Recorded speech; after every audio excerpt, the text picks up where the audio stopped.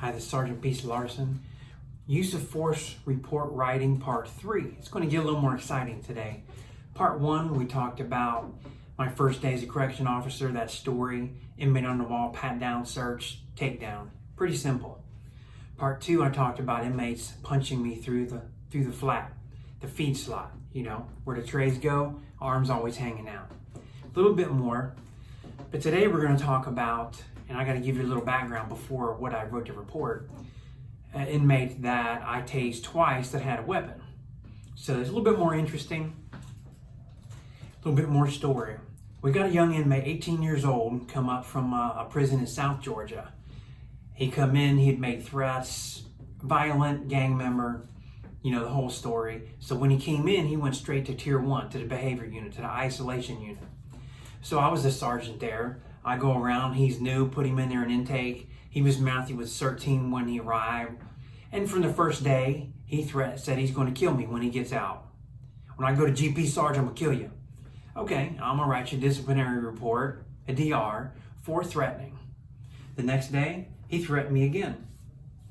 Every day for about a month, he threatened to kill me. And I told him, when you get out and do that, I said, I'll be down to GP. You'll do something and I'll be the one to come down. Well, he was out about 3 or 4 days, his first week out, and my lieutenant called, and I got to tell you this is important because of how I wrote the report. Lieutenant called and said, hey, Sarge, get a couple guys, go down there to B1. They're locked down from a previous fight, and the inmates pushed their way through the officer while he was delivering diet snack.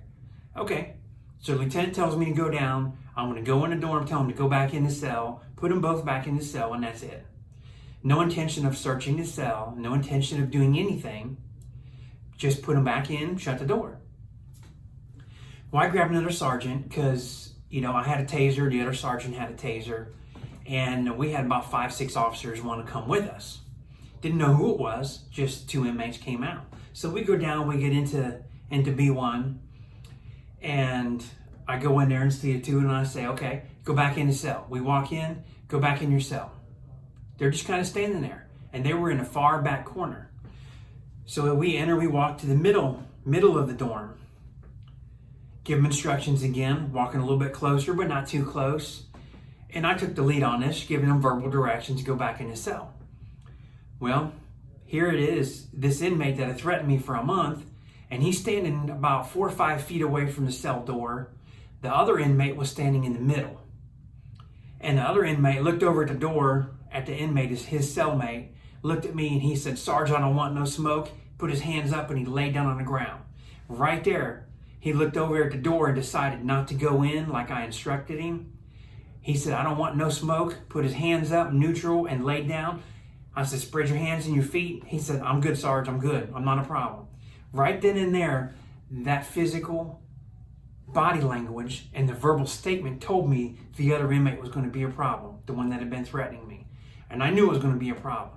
So immediately I get my taser out, Sergeant got his taser out, I turn it on, I gave my warnings, and I had instructions to him. I told the officer, you guys take him, put some cuffs on him real quick while he's on the ground, and just get him to the side. I tell this other inmate, get on the ground face down, spread your hands, spread your feet. He looked at me, he reached in the cell, and he pulled out 20-inch piece of broom handle, broken, sharpened to a point on both ends. I put the taser, put the 2 dots on him, got a good spread down here, belly, shoulder. I'm going to have some good contact. I'm close enough. I'm about 10 feet away. That's the magic number for me when I'm tasing, about 10 feet. Remember, it spreads 1 foot per 7 inch, so I had about a good 15-inch spread. I gave him instructions on the taser camera to put it down, lay down. After I gave him a 3rd instruction, he looked at me and he said, no, F you, pow, shot him with a taser. He falls forward. Now, let me slide over here. Let me stand back a little bit and show you. So imagine now he's laying face down. You can't quite see my whole body, but he's still got this piece of stick in his hand and he falls down like this. So now he's face down on the ground. The stick is right there by his hands and in between his legs, right where his hands were, like this. I give him instructions. I tell him 3 more times specifically. Hands away from your body, spread your feet. Hands away from your body, spread your feet. Hands away from your body, spread your feet. I did that 3 times, patiently. He refused to do that, still had the hands by his weapon. I shot him again, shot him in the back. Now that upset some people greatly, that I would shoot somebody in the back. They didn't stop to think and listen to me. And I said he still had the weapon by his hands, in his hand or by his hand under his body. So that's still a threat. A 20-inch piece, sharpened on both ends, a broom handle, thick broom handle. Yep, that's a dangerous weapon right there. That's a deadly force situation, folks. I was justified to shoot him in the back. So after that second time I tased him, boy, he brought his hands out, put them behind his back really quick. So we go down, put our knee down, put the knee in the shoulder as you're trained, not in the head and the neck, in the shoulder. Got a knee on the shoulder, got his hands up, in the hammer lock we call it, both hands behind the back, got him cuffed. No more problem. No more cussing, no more mouth. That's the incident that happened. Here's how I wrote the report. Remember, and I'm always using this same thing. On January 1st, 2020, just using this, be specific, at 4 p.m., Lieutenant, first and last name, called me on the phone and told me to go to B1. 2 inmates had pushed their way through. B1 is on lockdown from a fight. See the facts that I'm establishing? Showing why, who told me to go there, on what day, what time, my name. Lieutenant John Doe told me to go there because 2 inmates pushed their way out. B1, cell 101. So I get down there. I took Sergeant so-and-so and these officers went with me. We went in. This is how I begin my use of force report.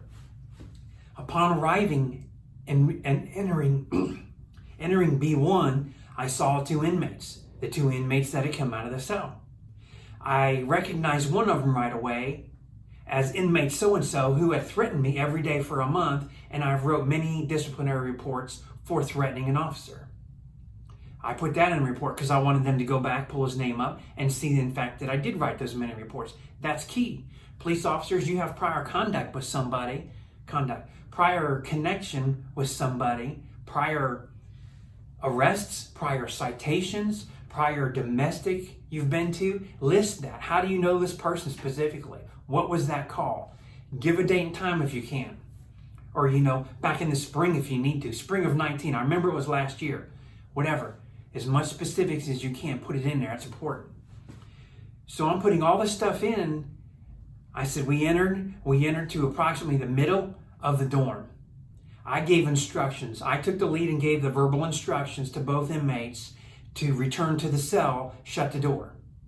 If they went in and shut the door at that point, we wouldn't do anything. We would have turned and walked out.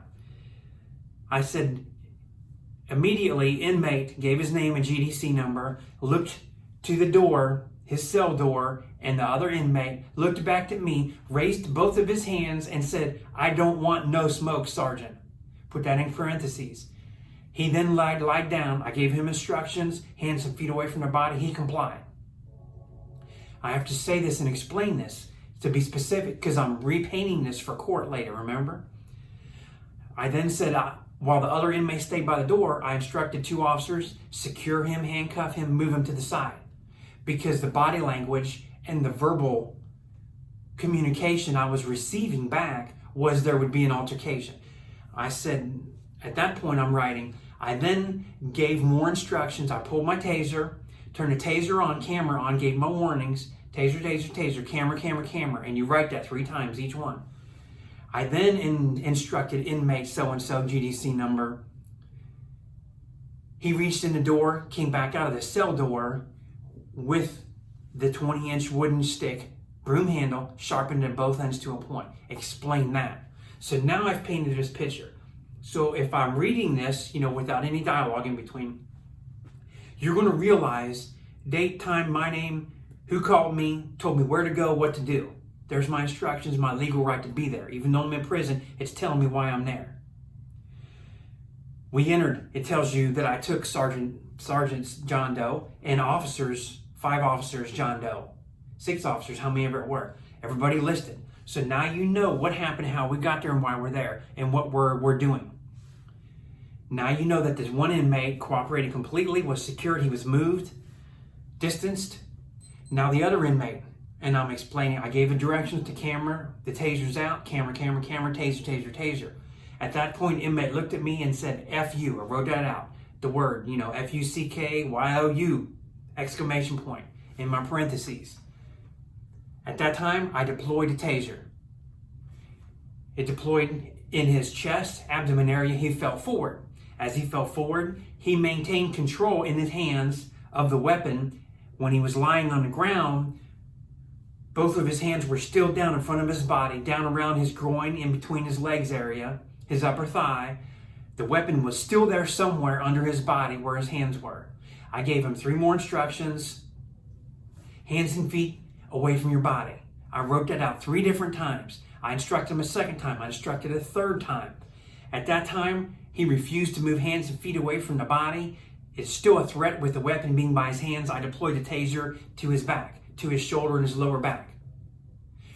After that 5-second taser, he immediately took both hands and put them around to the back, in the hammerlock position where he was handcuffed immediately without further incident. Now the reason I said after that 5-second taser deployment, he immediately brought his hands around his back, what does that tell you if you're listening on the jury? That he was listening to me the whole time and making decisions. He heard what I said clearly, because after he got tased, he decided he had enough. He put his hands behind his back and he got secured. So that's how details can come and show and explain this story to other people that weren't there. You give somebody instructions 3 times, they look you in the eye and say, F you. He heard what you said. He ignored you all 3 times. He had no intention of complying, and he had a deadly weapon in his hand, which you remember the 21-foot rule from the other videos I've made. He was about 10 feet away. I had a taser. I knew if he started towards me and I tased him, he wouldn't get to me. I would move because I'm trained. I've been trained. I've done this my whole professional career, 30 plus years. So he ignores me. I tase him. He falls down. He ignores me 3 more times. Now I've warned I've got a taser, taser, taser, camera, camera, camera. I know I'm repeating myself, but this is important. I warned him 3 times to drop the weapon, lay down, face down on the ground, hands and feet away from the body. He ignored that. I tased him. He falls down. Give him 3 more instructions. I write it down every time. So now I've wrote down more between the 2 of them. I've wrote down almost 21 instructions that I verbally gave. I've wrote that down. Is that not a pretty thorough report? So if we stand in court, all I have to do is I have this paper reading in front of me 4 years later, if we're in court. And I'll have, they'll probably simulate the other people around me because they weren't important at that time. It was just me and the inmate. For demonstration purposes, the prosecutor can have me with my paper like this, ready to go. Have an inmate standing over here. Not an inmate actually, but somebody to simulate the inmate. Another person just dressed in plain clothes probably is what I would do.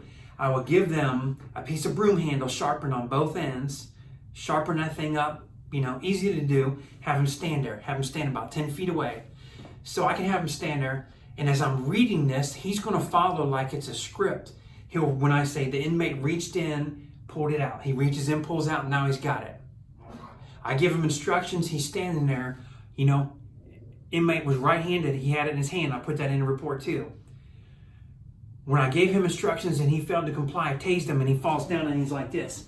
So then my guest in court is going to fall down, laying down like this, clutching, hands down by his groin, upper thigh, like I said, still holding that. So now the jury's going to get this visual of somebody laying face down, hands like this. As the inmate fell face down, I gave him 3 more instructions. So now I'm going to read from my paper. I'm reading once, reading twice, reading 3 times. He still refuses to put his hands and feet out. I tase him again because he's still got that weapon. We're not going to approach him with a weapon like that and put ourselves and himself in danger because it's a deadly force. If I approach to try and get into a struggling physical match with him, things can happen. My choice to approach him makes him be in jeopardy of more serious injury than a taser. So that's your calculated decision based on training and experience. I knew if I tased him a second time instead of approaching, he'd comply then. He didn't want to get another 5 seconds. And I was right, because I've done this and I've tased people before twice. See how I'm painting the picture? See how I wrote it to repaint the picture? I tell you the story. I've talked through this at length now, 15 minutes now, it says on the timer. I've painted this where I can read this. It'd be beyond any shadow of a doubt in your mind exactly what happened. He put his hands behind his back. We cuffed him. We stood him up without further incident. We took him to medical. You're going to write that down. Cuffed. Officer so-and-so cuffed him. It happened to be me. I passed my taser to the other sergeant. I took the lead on the handcuffs. I handcuffed both hands. We rolled him over, set him up. So now he's sitting up, hands behind his back. We gave him the count of 3 on 3. We lifted both arms, stood him up. The other sergeant and I wrote this on the paper. Then we escorted him out, walked him up to medical without further problem. Between dorm B1 and the medical, the inmate did not curse. He did not use any profanity. He was not insubordinate. He kept his mouth shut all the way up there. While we were in it, he got an evaluation from the nurse. The inmate looked at me and said, "Sarge, I'm sorry this happened today." I wrote that in the report. He said nothing all the way up there, got evaluated. He turned and looked at me and said, "Sarge, I'm sorry. I'm sorry I threatened you. I'm sorry this happened today." Exact whatever words he said, I wrote it in the report. Once the inmate was cleared from medical, he was escorted again by Sergeant so-and-so and myself, Sergeant Larson, down to E2, E1, wherever he went to. He was placed in E2, cell 101, just an example. Without incident, cuffs were removed, placed on 8-hour strip cell. End of statement. See how important this is? The little things. Put in the prior knowledge, like I did. He threatened me for a month. Put in the little things. Put in what he said. Put in what he did. Put his body language in. His roommate looked at him at the door, looked back at me, and said, "I don't want no smoke, Sarge." That's a behavior clue. That's a verbal clue. So you put that down. You write it down. This is how you write a good use of force report. What I did, now it upset some people, yes, because I tased them twice and I tased somebody in the back. Tased him in the back. My battery light there, sorry. But it wasn't a big deal. To cover my tracks, being smart, I called the training captain and said, "Look, this is what happened." Training captain said, "You're fine." He still had a weapon. It's a deadly force situation until the weapon's removed from him and he's secure. I said, "Thank you." Because I've got somebody that's really quickly opposing me and exaggerating the story, I want an ally on my side. Captain said, "Not a problem." Training captain said, "Not a problem. Tell him to call me." It never got to that point. They looked at it. Investigator looked at it. When they played back the video from my taser, the dorm camera didn't show the weapon because it's a little bit blurry. Dorm cameras are blurry up in the corner.